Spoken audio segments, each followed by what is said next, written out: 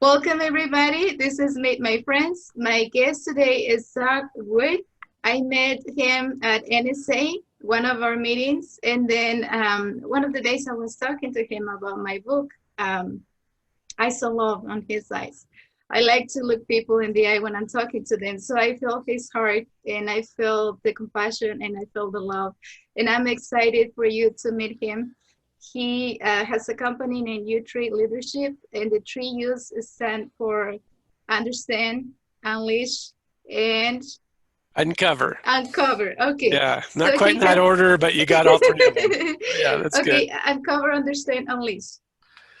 Yep, Okay. absolutely.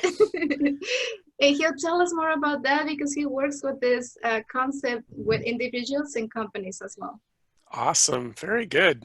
Maria, it has been so fun to see.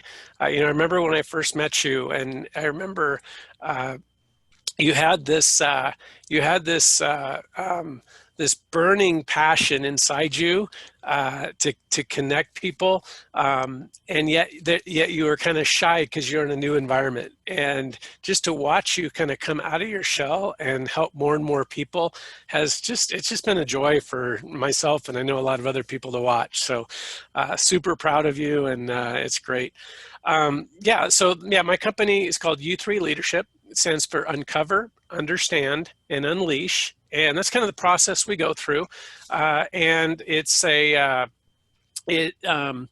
pretty much what we're doing is we help people discover and uncover their unique design and purpose that they were born with, and then we put that purpose and design together and show them how they can leverage their uniqueness and their design in the world to make the world better and to increase their impact, increase their influence, increase their income. And we use proprietary assessments, and we use a pretty intense discovery process.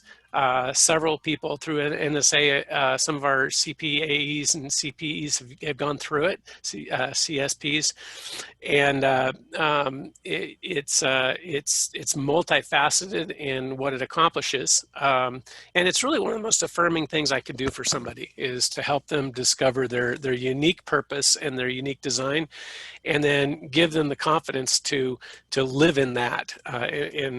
So that's kind of a gist of it. It goes way deeper than that, but we use again assessments, and we use a discovery process, and then once we get all that uncovered, then we help them understand how they can be living that out to bring fulfillment and success in their lives, and then we create strategies and blueprints for them to actually do that. So and then my clients will range. I have a wide diversity of clients. We work with companies, we work with boards and CEOs individually, as well as boards of companies. It's not uncommon for a board of a company to come and say maybe they had a CEO that took their company from one level to the next level, and maybe the company's plateaued, and the board's trying to figure out, is this CEO that we have, is this person going to be able to take us to the next level, or do we need to look for somebody else? And so then I can come in and we can usually help that person kind of get realigned, because we find that the thing that gets people to one level of success in their life are oftentimes the very things that are holding them back to get to the next level. And so we help unlayer that. Work with people in career transition. I've worked with several Cirque du Soleil people transitioning from athletics into the non-athletic world, in athletes and entertainers.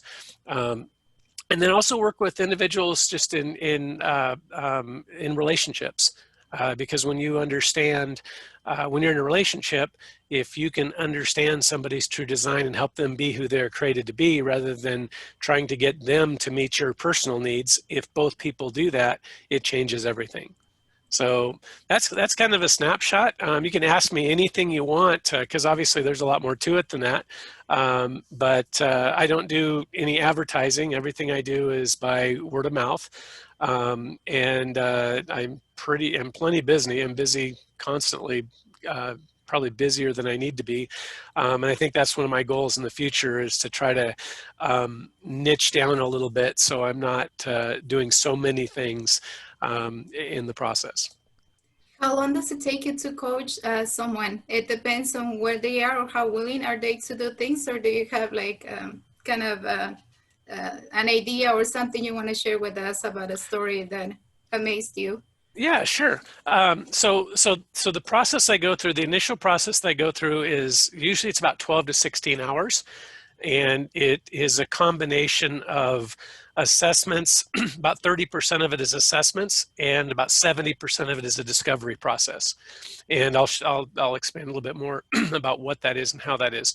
And then from there, that usually that in itself usually just unleashes people. In fact, I can share something I just got. I'll share, well, maybe I'll look it up, but I'll share something it's not uncommon for me to get people that have gone through it, and just with, they have a immediate, sorry, I should have brought some water. It's okay. You can get it if you want. We can pass for a little bit. No, I'm good. They have an immediate transformation, and it usually gets them over to the next level, and then it's how do we exponentialize them, and that's where we come in and say, what does this look like in a new context? So 12 to 16 hours, it can be, usually it's in that window. I don't go by the hour, we go by when we're done, because different people have different things that they need to unlayer in the process. Stories, tons and tons of stories. Like I said, I don't do any advertising. I think pretty much every single person that's gone through what I do has had some significant transformation in the process, and so it's pretty exciting. I'll give you a couple examples. I'm usually working with 5 to 6 people at a time, and sometimes I'll do cohorts, 5 to 6 individuals at a time. That's all I really have time for. And then, or I'll do cohorts with groups and take groups of people through them. So for instance, from a company standpoint, there was a company that that we came in contact with in Anchorage, Alaska. They were a medical transport company, and they were $26 million in the red. They were managing cash flow by the hour. They'd already had 2 different consultants come in, and it wasn't working. They were looking at closing their doors. This particular company was owned by a lower 48 hospital company, as well as a New York investment firm. And they were basically looking at closing the doors. They'd had some big name consultants come in, and they couldn't make it work. As kind of a last ditch effort, somebody told them about us. We came in, we began to implement our processes with them. And 3.5 to 4 years later, they went from being $26 million in the red to $26 million in the black. I'm sorry, that's not true. That I got my numbers wrong. They were $11 million in the black, but they had a valuation of $26 million. So they went from having a no valuation to a $26 million valuation. And they actually had an offer for their company for $38 million. And then they've continued to just explode as we meet with them on a regular basis. And now they're closer to a $100 million company. And more than that, they're making a huge difference in their region. When I first went up and talked to them and asked them, hey, have you heard of LifeMed? A lot of people either hadn't heard of them or it wasn't positive. And now when I go up to Anchorage in that area and I say, have you heard of LifeMed? And I can be on a bus or just talking to somebody at a restaurant, all of them have heard of it, and a lot of them have stories about, oh man, you'll never believe what they've been so helpful for our company, our family. They helped us in this situation. So that was, so in companies, it's pretty powerful. And then as well as individuals as well, people that, and we use there's a lot of neuroscience, and we use a discipline that is called psychometry. We measure the parts of a person that don't change, that somebody's born with, and we unlayer everything to get down to the true about a person. And then we talk about how can you live that out. And so So it's pretty revolutionary in that process. In fact, I'm sure there's a lot of people even in Vegas that could give. I'm going to see if I can pull up something I just got yesterday, because I get them on a regular basis. I'll just read you something that was pretty cool. So here's a person that we met with, and she said this. She had gone through our program. She said, 5 years ago, I sat in a courtroom ending 24 years of chapters of my life story. That day, I gained my name back. I gained my identity back. I lit a fire within to be the best I could be. Was it rough? Yes, I did. I have some extreme misstep. Have I had some extreme missteps? Yes. But here I am today, living halfway across the country, finished my degree, working in a job that brings me purpose, a great dog, great friends, new and old, living my best life.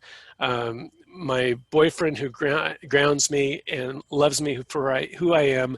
And I've experienced so much in these years. What I thought was a death sentence was really a rebirth.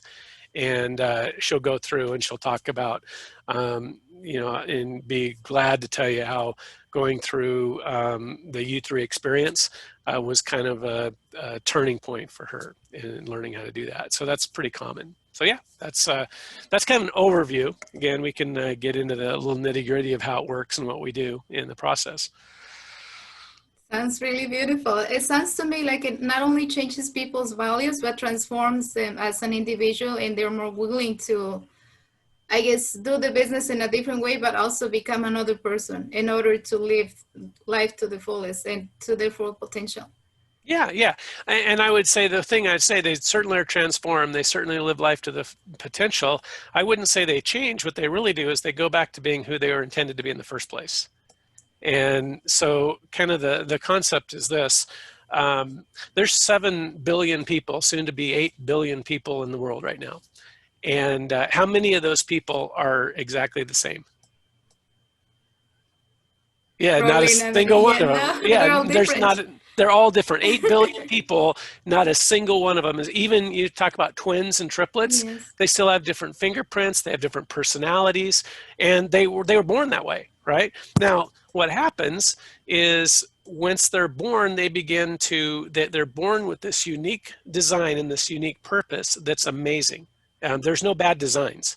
Everything, when somebody is born, they're born with this amazing design, and the idea is a desire and a purpose to be able to fulfill that. It's interesting that, when we were created, when we're born, an eagle was given the design to fly, right? It was also given a desire to fly. So it wasn't born with the desire to fly, and then it was made with a shell and short legs and a neck that goes into the shell.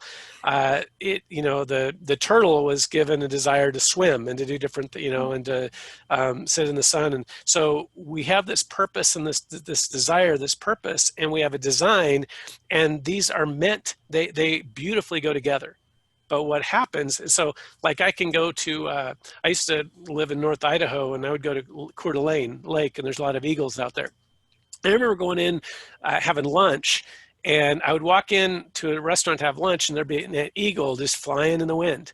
And we'd have lunch, and I'd spend maybe an hour and a half in the restaurant, and I'd come back, and that exact same eagle hadn't moved. It was just flying in the wind.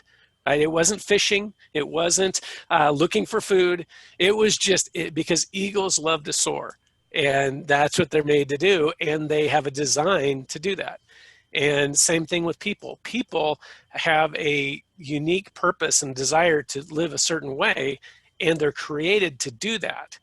But what happens is that even though we're born with that original design, once we're born, all of these different filters and cognitive things start overlaying on top of a design, and they make it really confusing. Super confusing. So for instance, there's trillions and trillions of dollars of advertising spent every single year. And the whole goal of that advertising is basically to communicate the message that you're not good enough the way you are. There's something wrong with you. You need our product in order to be good, in order to be fulfilled. And so all of this, every ad, every commercial, everything is geared at there's something that you need because you're not enough. And then we look at our, you're raised in a family, and people have all different, there's no such thing as a perfectly functional family. But, even when I was raising my daughters and we were raising our daughters, I had a perception. I wanted them to be all they could be and to be them, but I had a perception in my mind of what I thought that was. And what I thought it wasn't necessarily what it really was.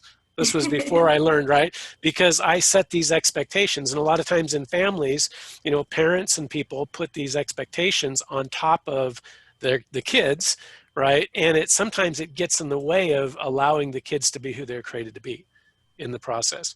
And there's lots of other filters as well, that these cognitive filters. Gender is a big one, culture, women are told on a regular basis, hey, if a woman is born and has natural leadership abilities, and there's tons and tons of different examples, I'll just give you one, and she begins to live out those leadership abilities, and maybe she begins to be promoted and such, all of a sudden she hits this barrier where, hey, if you're going to excel in this world, in this corporate world, you either need to not be, you need to be more like a man and not show any of your nurturing side, and basically, because if you show anything that's nurturing, you're weak.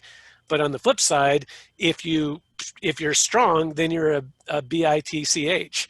Right. And so all of this, but and there's this pressure to say you've got to be a certain way. And women, a lot of times are trying to figure out what do I need to be? And they're not given the freedom to just be themselves.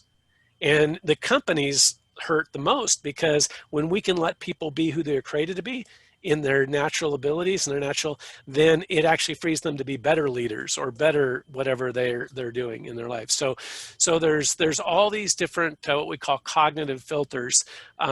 Tribal traditions we talk about, like when people are born in certain generations, right, in certain cultures, and they subconsciously have these things overlaid about how they view culture and how they believe things. And religion's the same way. People overlay all these different things. The problem is some of those things are good, but oftentimes those things get in the way of who we really are.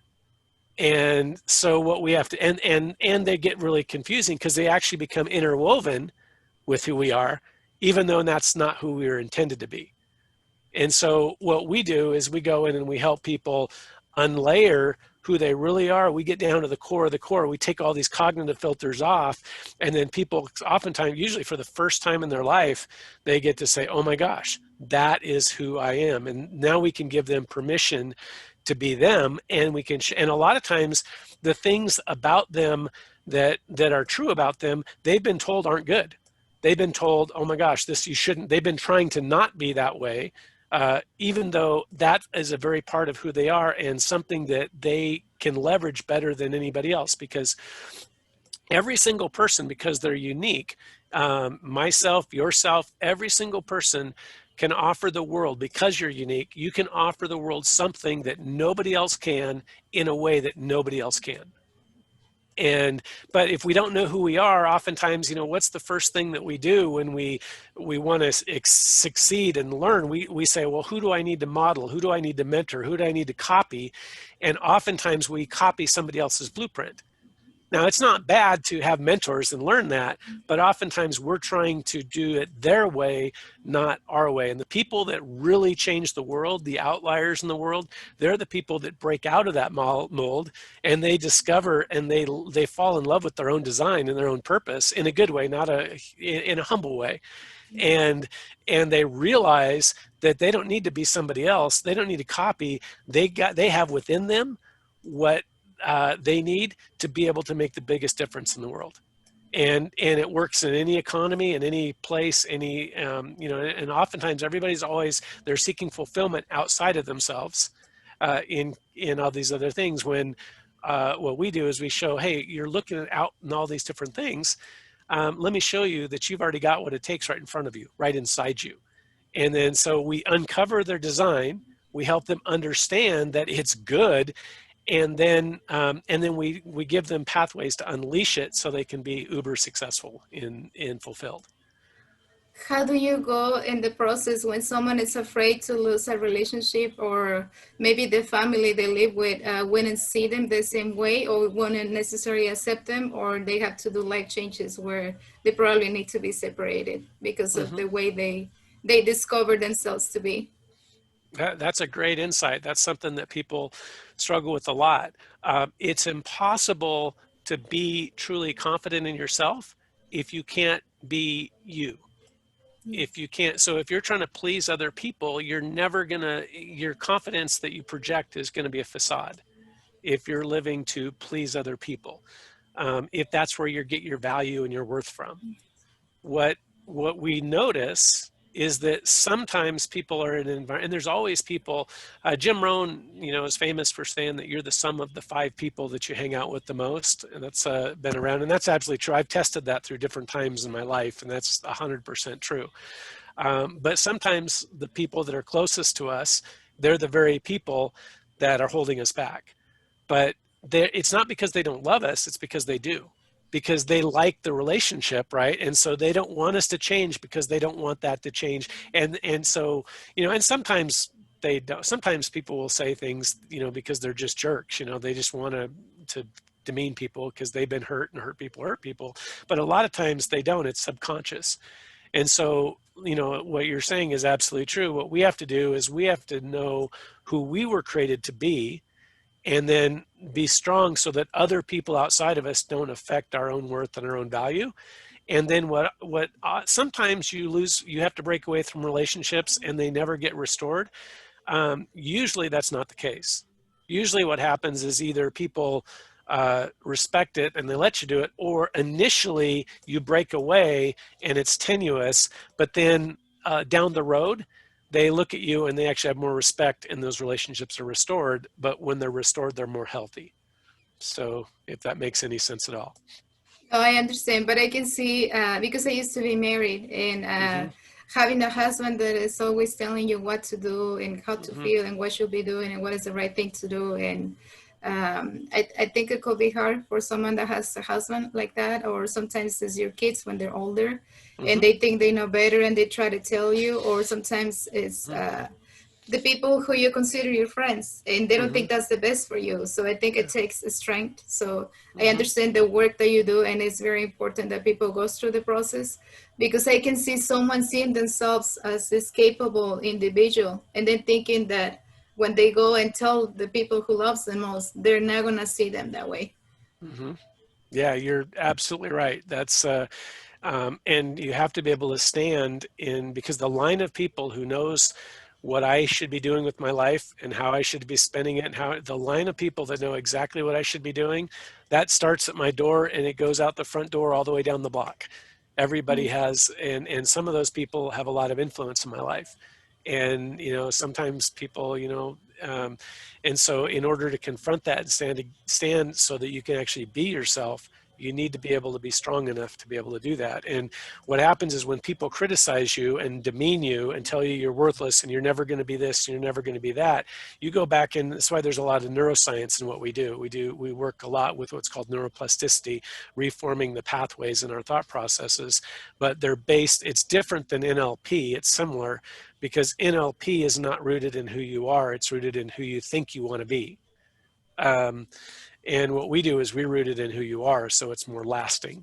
And so when people tell you things, then you go back into that script. And if you can't validate, if people say you're worthless and your script says, yeah, I am worthless, or you're trying to tell yourself you're not, but you don't have any solid evidence to prove otherwise, then it's almost impossible to break free. So what we do is we give evidence of the fact that people are good. They are according to we unlayer that so that they have the confidence to be able to stand and make those hard decisions. And again, you can see why that's also important in leadership, because a CEO of a company has everybody, telling them, they go one way or another. Either they lose confidence because they're part of the imposter syndrome, or they're overconfident and they end up crashing because they're narcissistic. And so it's pretty huge what we do. So you kind of find the balance in between not going opposites where it's beneficial. Mm-hmm. Yeah, we find the balance of but the balance is rooted in who a person is. Like your balance is going to, so the thing that holds people back is not their weaknesses. The thing that holds people back is either an overextension or diminishments of people's strengths. So what happens is, hold on, what happens is I just had a light crash here. Let me put this around. There we go.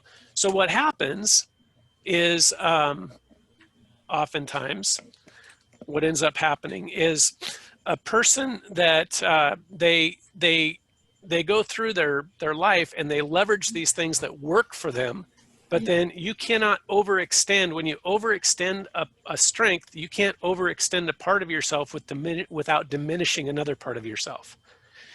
And so what happens is people, when they overextend one part of themselves, there's another part of themselves that oftentimes they're not even aware of that is suppressed. And maybe they've even been told that they shouldn't, that's not even a good thing. But they were made to work together and complement each other. And so what we do is we show that's why we can work with the CEO that, I love Katrina Burris teaches people, she works with brilliant jerks to help them be inspiring leaders. And I love that because it's a lot of what I do. I think how we go about it is different, but I help those brilliant jerks understand that the thing that got you to one level is the thing that's keeping you from getting to the next level. And in order to break free, you've got to go back and you've got to stop overextending this part of you and grab hold of another part of you that's been suppressed or diminished and realize that there is a treasure there that you're good at that you may not even realize. And the cool thing is, because it really is who people are, people don't argue with it, because once they understand, it's like, oh man, that is so true. And so it's, it's pretty. The other thing that it does is it helps people. Oftentimes I work with people that they've had coaches upon coaches upon coaches, and they've went through every program and they've went through everything, whether it's a company or whether it's an individual, and they've gone through therapy or they've had executive coaches, and a lot of times they're still miserable. And some of the most successful people, the reason they're successful is because they're highly disciplined and they have a lot of willpower, but that doesn't mean they're happy. And so what they do is they hire coaches. There's CEOs that I work with that they always have coaches, and they'll spend 10 or 12 or 20 grand a year in coaching because they understand they have to have that safe place to talk through things, and they need accountability. But at the end of the day, what they're doing is they're creating a path to get to the next level, and then they're forcing themselves to do it. And when they get there and they accomplish it, they're not necessarily fulfilled. And so then they go to the next thing and they keep going, and then they're years into that and they're going, I'm just not fulfilled. I'm a multi-millionaire, quote, billionaire, and I'm not fulfilled.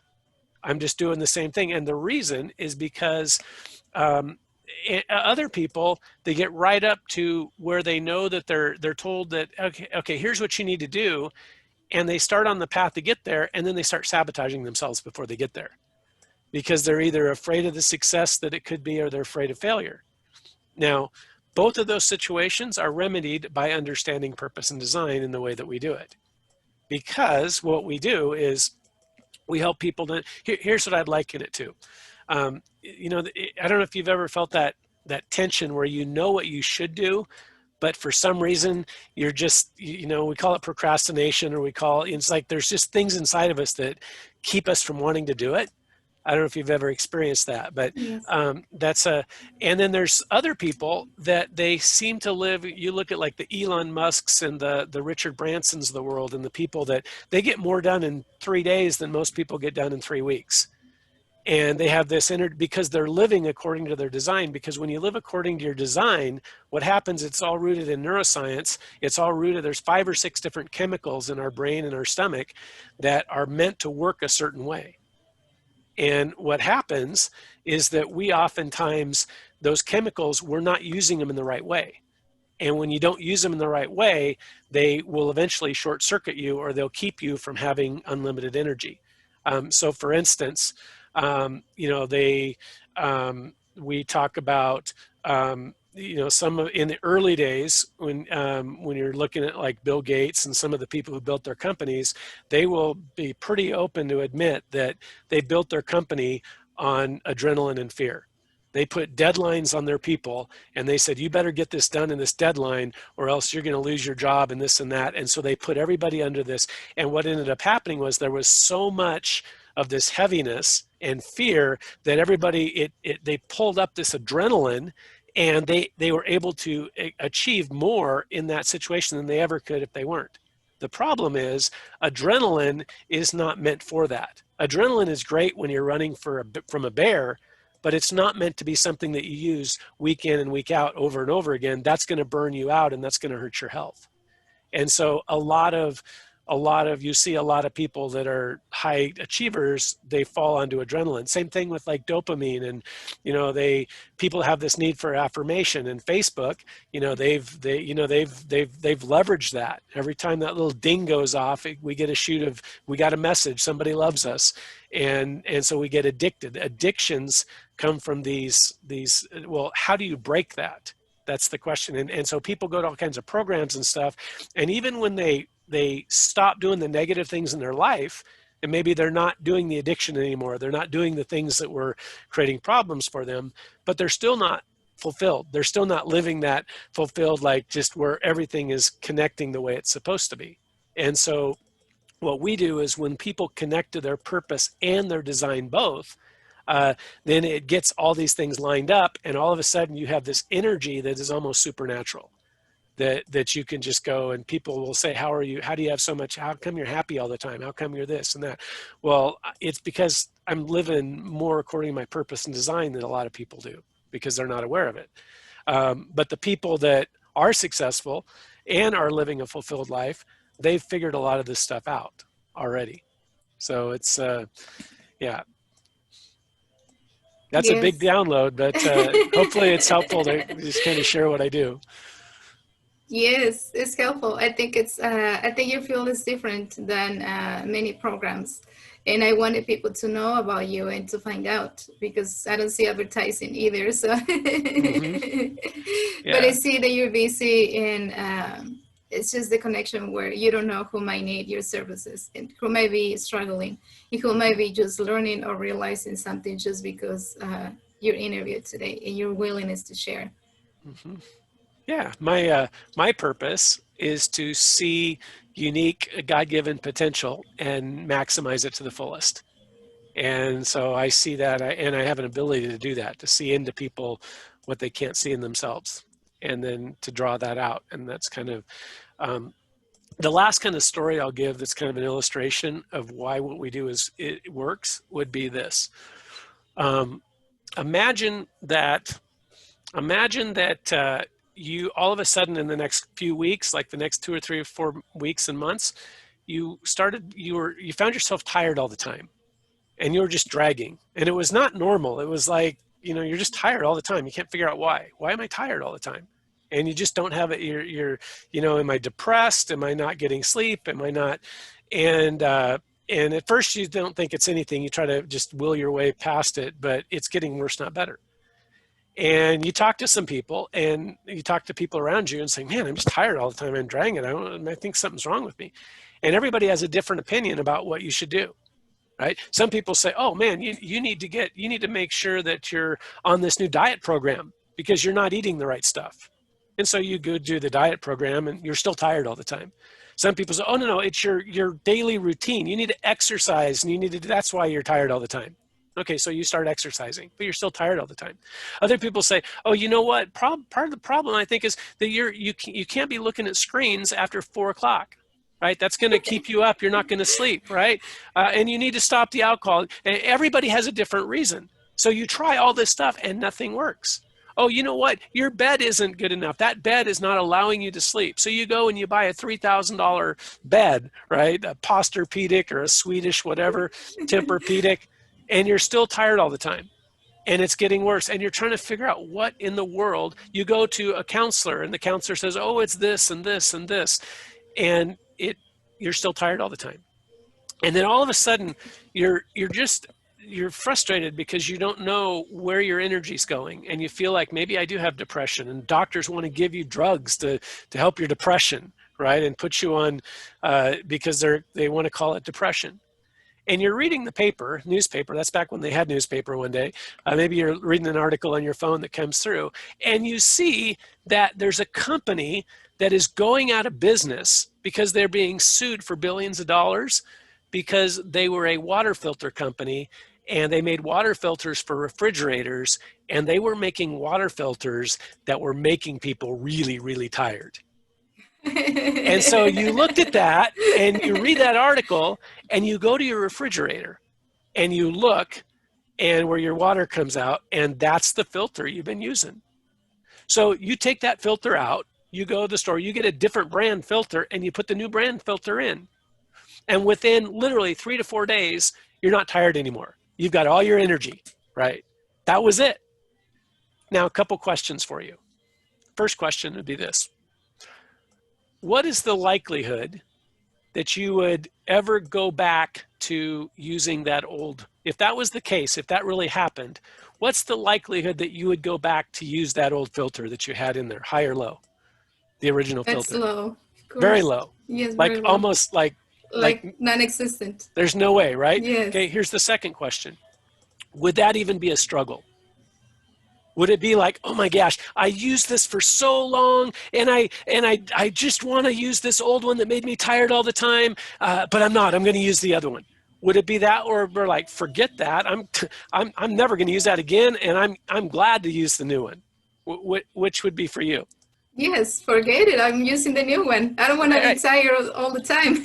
Yeah, so that's exactly what happens is we have these cognitive filters that overlay who we are, and they're not healthy. They're toxic. And what happens is, and so people are trying all these things, and they get temporary breakthroughs, but it doesn't make them happy. It doesn't give them the energy because it's not connecting all of the neurons and the brain chemicals. It's not connecting them. But once you figure this out, so it's like the person that's trying to, we call it, if I'm working with people who have addicts, we call it white knuckle sobriety, right? It's the person that's the alcoholic that's going to AA, and they haven't drank in 5 years or 3 years or 6 months or whatever, and they go to have a drink with somebody and at a restaurant, and they get up and go to the bathroom, and the person doesn't know they're an alcoholic, so they buy them a drink and they put it on top of them, and that person knows the person they're with doesn't know that they're an alcoholic, so that person is looking at that drink. And that person knows that if they take that drink, for them, not other people, but for them, it would not be a good thing. So they're looking at that drink and they're thinking, I am not going to drink that drink. I am not going to take that drink. And there's this internal, I am not going to do this, or I'm going to go work out. I am going to work out. There's all of this internal fighting inside them, right? About everything that people struggle with in order to get to the next level. And so what happens, though, the reason that struggle is because there's tensions and dissonances inside them regarding their purpose and design. And they don't even know the difference.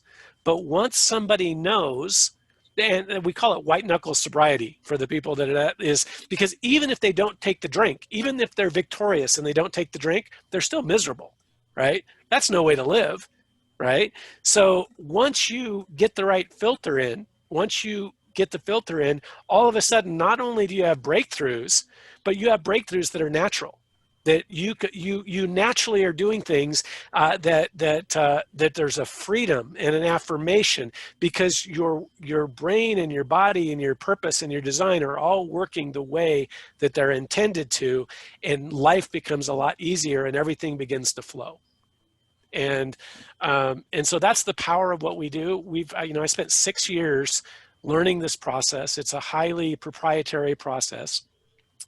We measure it in terms of, it's scientifically, for those that are counselors, it's 87, the whole process, because we have like like we have 6 different constructs and like 17 different subconstructs. It sounds more complicated than it is that we measure, but it's different than just a typical assessment. It goes way deeper than that, like a Myers-Briggs or a DISC or something like that. It goes way deeper than that, but it's also 87 to 89% what we call valid and reliable.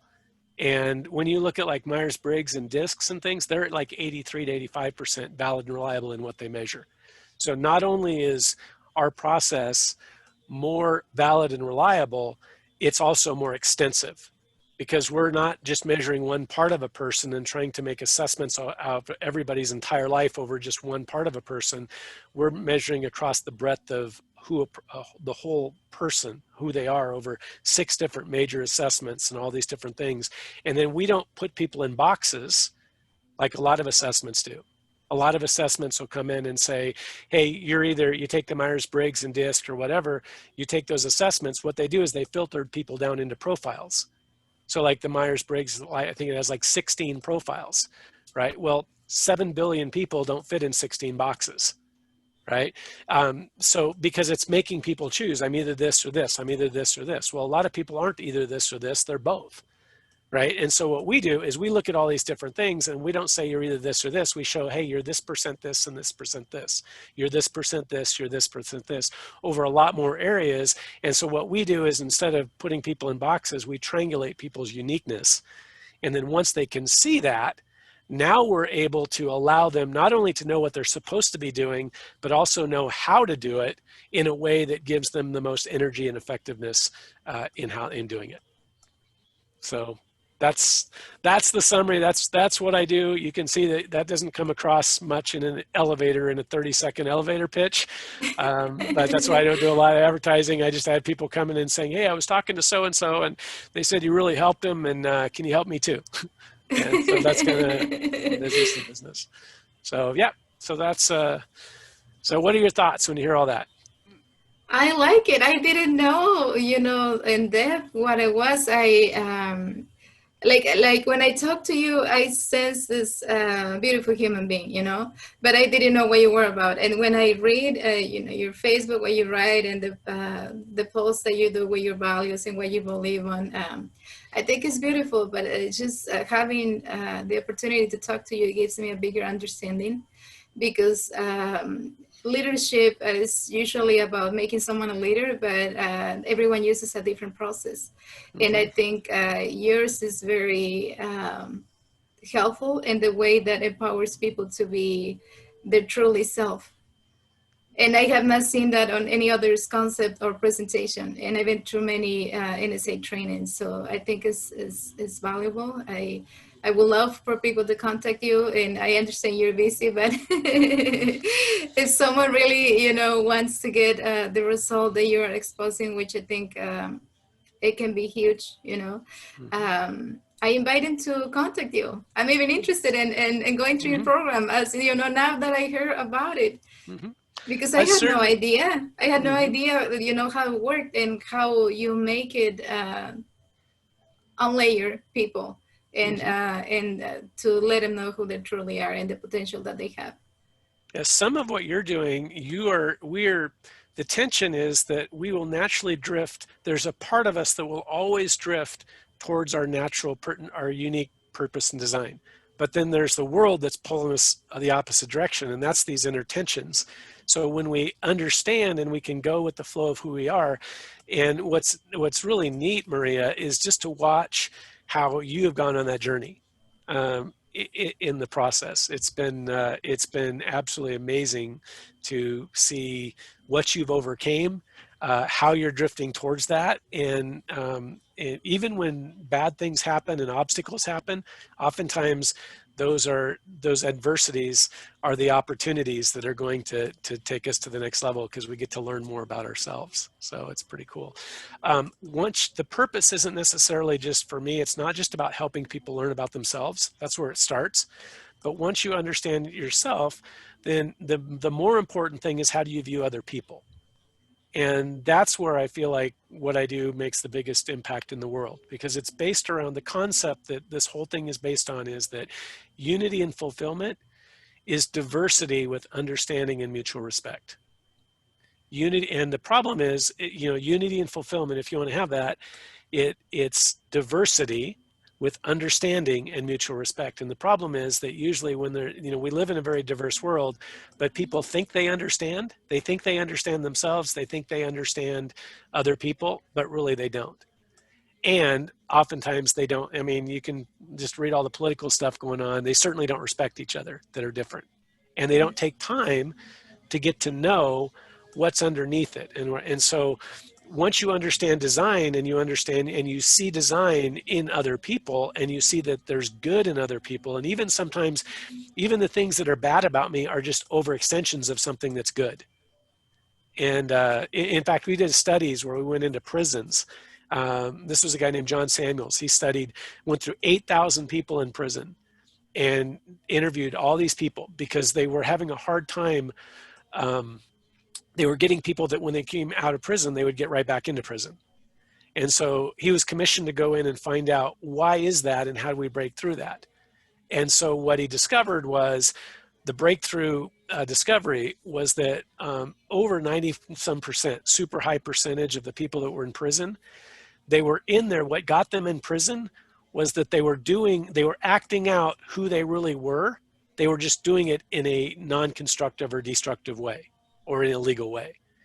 And like some of the masterminds that they're brilliant masterminds that have these huge criminal minds, that if they could take those same criminal minds and use those abilities differently, it would be a game changer.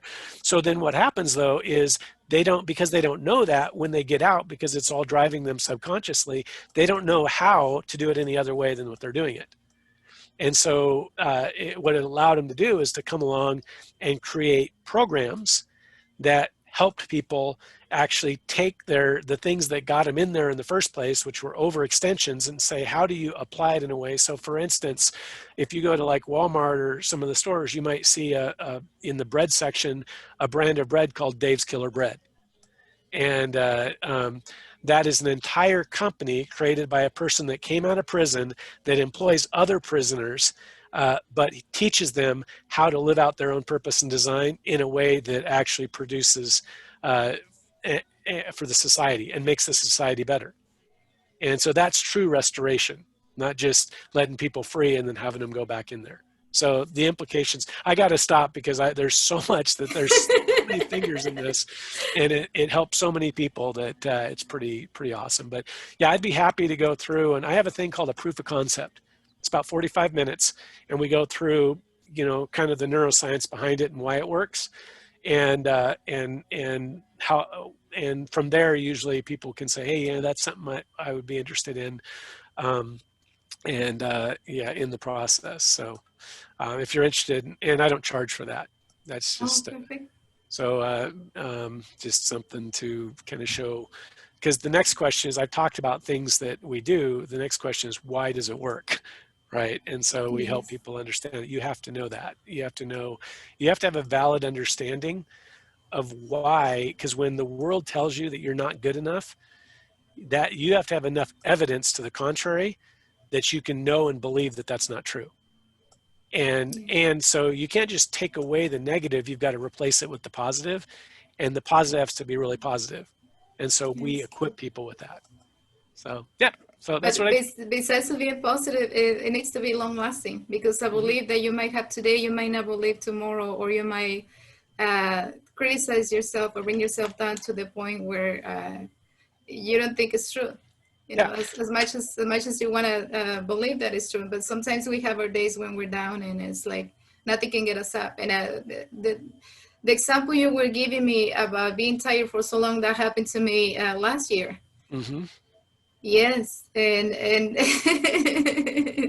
like I say, the message is never wrong, and whenever you give it to a person, it's meant for them to listen. But it is also the people that connects to the same message that needs to hear it. Mm-hmm. You have a beautiful spirit, Maria, and it's so cool to see how you've navigated things and came through things. It's just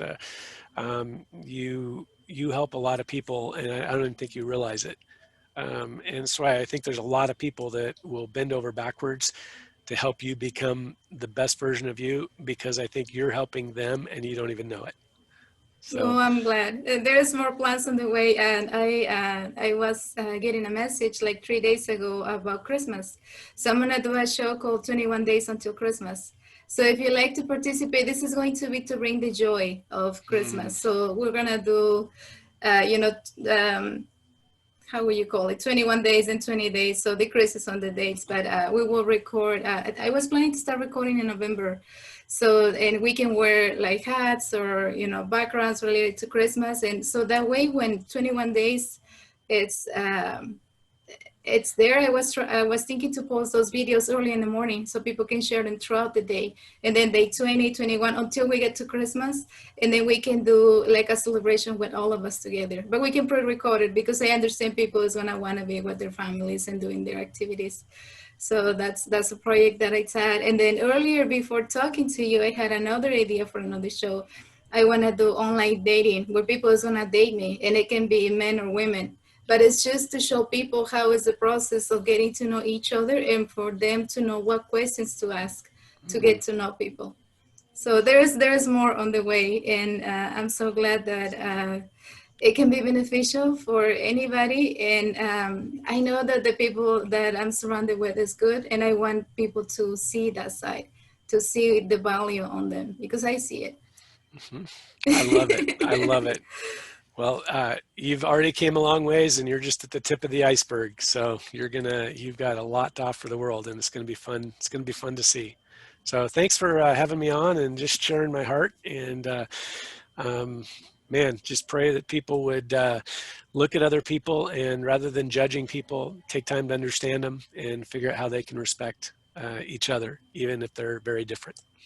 Yes, well, differences enrich one another. It's just that sometimes we're not willing to give people the opportunity to be different, and if we allow them to be who they are, we can be amazed on how a person can develop into this beautiful butterfly, that is Mm-hmm. ready to go anywhere.